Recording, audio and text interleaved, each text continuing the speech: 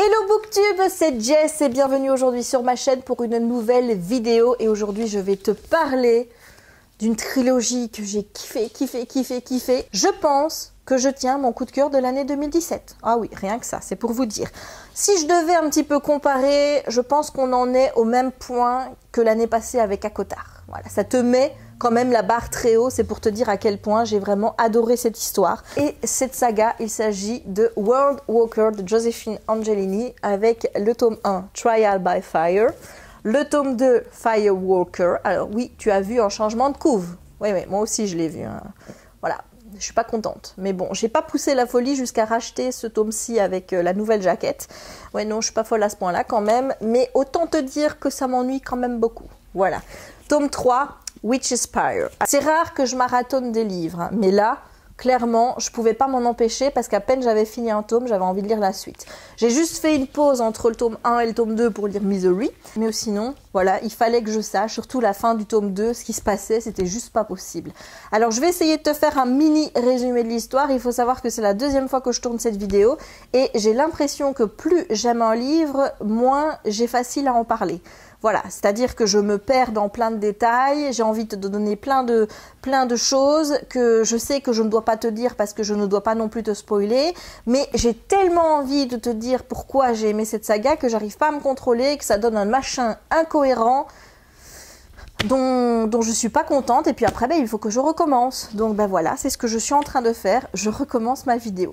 Donc pour te situer un petit peu l'histoire, on va suivre dans notre monde Lily Proctor, qui est une jeune fille de 17-18 ans, qui a pas mal de problèmes de santé, elle a toujours des fièvres, elle est allergique à plein de choses, elle fait des crises, genre de crise d'épilepsie, elle a déjà failli mourir, ce qui fait que sa vie n'est pas rose tous les jours. Elle s'est pas mal isolée et elle a un seul ami qui est Tristan, dont elle est amoureuse. Et justement, Tristan, il l'a embrassée il y a quelques jours de là. Elle se demande si ça fait d'eux un couple.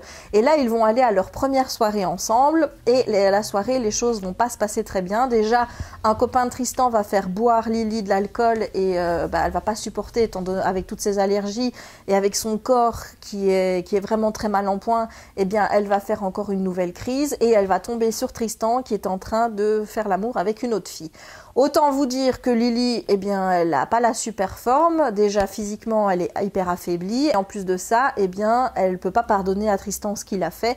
Et donc, elle va mettre fin à leur amitié. Elle va se retrouver complètement seule. Et là, elle va entendre une voix dans sa tête qui va lui dire de laisser tomber ce monde-là et de venir la rejoindre. Et ça faisait déjà quelques fois qu'elle entendait cette voix, mais qu'elle n'a pas répondu à l'appel. Et là, puisqu'elle était un petit peu mal dans sa peau, elle va dire oui, il n'y a rien qui me retient ici et elle va être catapultée dans un autre univers, dans un autre Salem, parce que j'ai oublié de te dire que l'histoire se passe dans la ville de Salem, où il y a une gigantesque citadelle à la place de sa maison, un univers qui est à la fois médiéval et moderne, et là elle va tomber face à face avec elle-même, puisque la Lady of Salem, donc la sorcière en chef si j'ai envie de dire, n'est autre qu'elle-même, à savoir Liliane.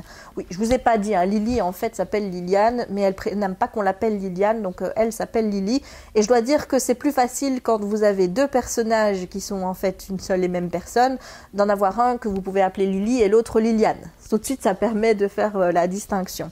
Et donc, Liliane a fait venir Lily dans son monde pour certaines raisons que je ne vous expliquerai pas ici. Et donc, c'est les aventures de Lily, qui est une sorcière, évidemment, vous vous en doutez, que l'on va suivre dans cette saga. Autant vous dire que j'ai kiffé. J'ai kiffé cette saga. Je pense qu'il n'y a rien que je n'ai pas aimé. C'est-à-dire que la mythologie, je l'ai trouvée déjà hyper bien construite, hyper cohérente et surtout très originale. Alors maintenant, j'ai pas lu tous les livres qui existent avec des sorcières. Si ça tombe, peut-être un autre auteur a fait quelque chose qui se rapproche de l'univers de Josephine Angelini. Je l'ignore totalement. Donc pour moi, ce que j'ai vu dans ce bouquin-ci, c'était original. Je l'avais jamais vu ailleurs. La manière dont la mythologie se développe à travers les 3 tomes, j'ai trouvé ça, mais juste Voilà, c'était un petit bijou. Ensuite, ce que j'ai adoré, c'est le fait qu'il y ait des univers parallèles. C'est des choses qui, moi, me plaisent. L'idée qu'il y ait plusieurs versions de soi et qu'à chaque fois qu'on prend une décision, hop, il y a un monde qui part si vous allez à gauche et un autre qui se crée si vous allez à droite. J'ai toujours adoré cette idée d'univers parallèle qui se crée, où on a des multitudes de soi qui vivent des choses différentes en fonction des choix que l'on fait. Voilà, ça, c'était bingo. Donc, au niveau mythologie, il y avait tout, quoi. Les sorcières avec une mythologie qui était juste top, originale, et à côté l'univers parallèle, les deux qui s'intègrent parfaitement l'un à l'autre, les faits que les sorcières puissent passer d'un univers à l'autre.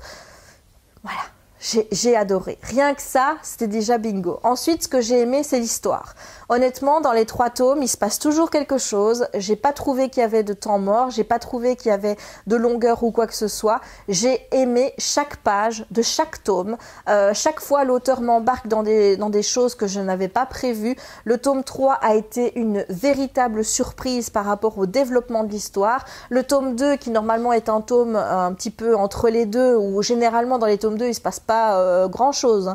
Et bien là, il se passe des choses qui font avancer l'histoire. C'est pas juste un tome pour dire j'attends le tome 3 où là je vais tout solutionner et le tome 1 était un tome d'introduction. C'est non, il y a vraiment une continuité, ça monte crescendo d'un tome à l'autre. Voilà, c'est juste génial. L'auteur, elle a géré son histoire mais de fou quoi. J'ai juste kiffé. Et ensuite, ce que j'ai aimé, c'est les relations entre les personnages et les personnages eux-mêmes. Vous avez des personnages hyper charismatiques. Lily est un personnage très fort que j'ai adoré voir évoluer au fil des tomes.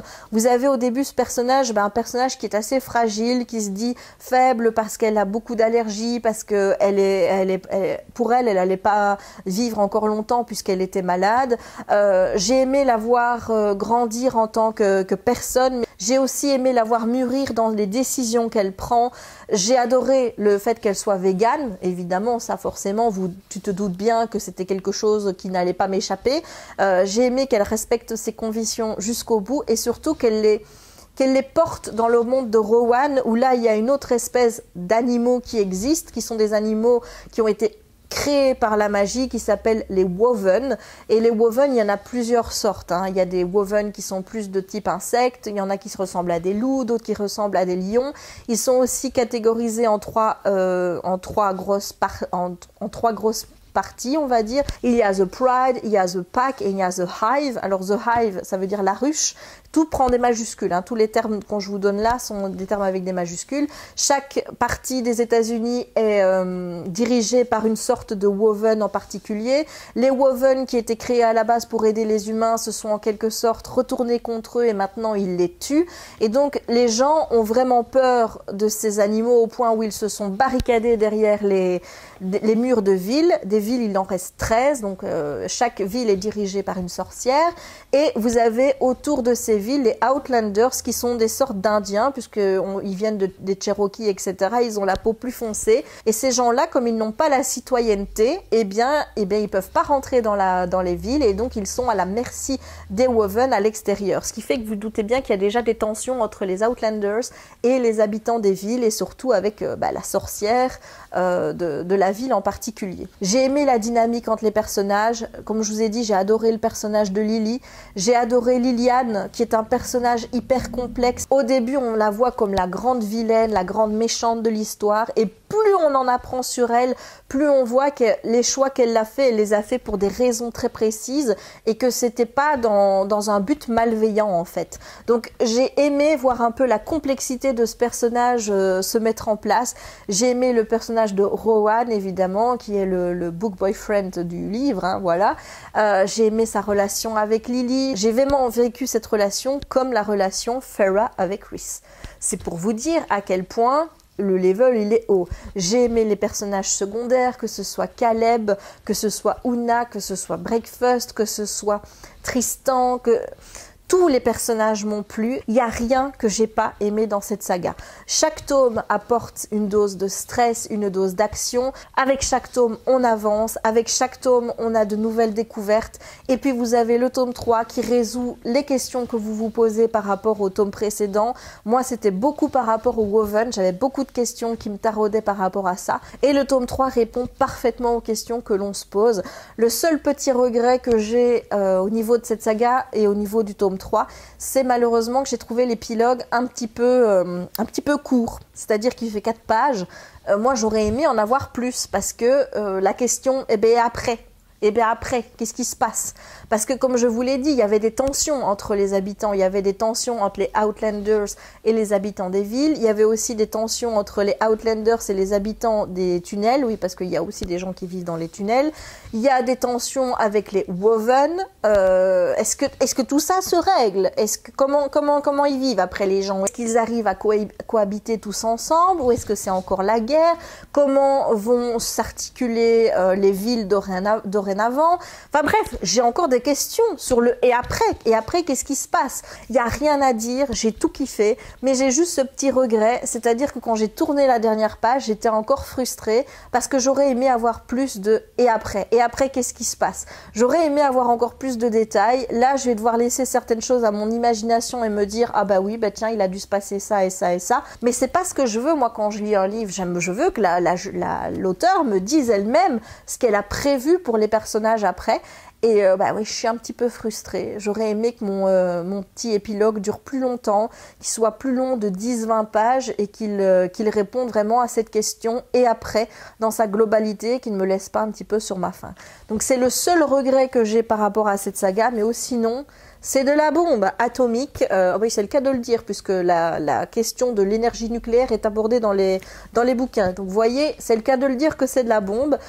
J'ai adoré. C'est une histoire qui se lit très facilement. Si vous voulez la lire en anglais, parce que malheureusement, elle n'est pas disponible en français, eh bien, c'est vraiment très, très, très, très accessible. Moi, je les ai lus très vite, alors qu'en anglais, il faut quand même un peu plus de temps. Là, ça a été relativement simple pour moi. J'ai aussi aimé que l'histoire me fasse réfléchir par rapport à certaines choses qui ont des impacts dans la vie d'ici. Donc, que ce soit l'exploitation animale, oui, la question est abordée d'une certaine façon, mais ne vous inquiétez pas, il n'est pas question de véganisme dans le roman, hein, même si l'héroïne est végane. Et l'énergie nucléaire qui est beaucoup abordée. Une saga qui m'a fait beaucoup réfléchir sur ces questions environnementales. J'ai kiffé. Voilà, je ne peux que vous recommander cette saga. Je suis tellement triste qu'elle ne soit pas disponible en français. Elle mérite vraiment le coup. C'est de la bombe. Si tu l'as lu, si tu as envie de le lire, il faut que tu fasses du bruit autour de cette saga pour que les éditeurs ils la voient et qu'ils se disent mais oui, on est passé à côté, on va éditer la saga World Walker de Josephine Angelini. Il faut le faire parce que la première saga de l'auteur qui était Starcross, le premier tome avait été publié chez PKJ, il n'a pas fonctionné, on n'a pas eu la suite et je pense qu'à cause de ça, PKJ n'a pas acheté les droits de cette autre saga, ce que je trouve bien dommage et je trouve aussi dommage que d'autres éditeurs ne se soient pas penchés sur la question parce que c'est juste de la bombe, voilà. Et ça me frustre de savoir que vous n'avez pas accès à ces livres de manière aisée. Vraiment. Mais si vous avez l'opportunité de les lire en anglais, mais foncez parce que vraiment, c'est coup de cœur. Et voilà, j'espère que ce book talk sur la saga World Walker t'aura plu. J'espère que je t'aurai vraiment donné envie de découvrir cette saga. Si c'est le cas, n'hésite pas à me le dire en commentaire. Si tu as eu comme moi la chance de la lire en anglais, eh bien n'hésite pas à me dire en commentaire ce que tu as pensé de la saga. Et si tu veux que cette saga soit publiée en français, n'hésite pas à le dire en commentaire. Comme ça, moi, je peux faire remonter ça auprès de certains contacts éditeurs que j'ai pour essayer de... Et tu vois, que ça arrive en français, parce que je vais pas lâcher l'affaire, hein, croyez-moi bien, je vais pas lâcher l'affaire. Voilà, bon, j'en ai fini avec cette vidéo, j'espère qu'elle n'aura pas été trop décousue, je verrai bien ce que ça donne au montage. J'aurai encore l'occasion de vous reparler de cette saga, croyez-moi bien qu'il sera dans mon top 10 de l'année, ça c'est sûr. Donc je vous en reparlerai à ce moment-là, et d'ici là, moi il ne me reste plus qu'à vous souhaiter une bonne journée, une bonne soirée, dépendant du moment où vous allez regarder cette vidéo, et à vous dire à très bientôt pour une prochaine vidéo. Ciao!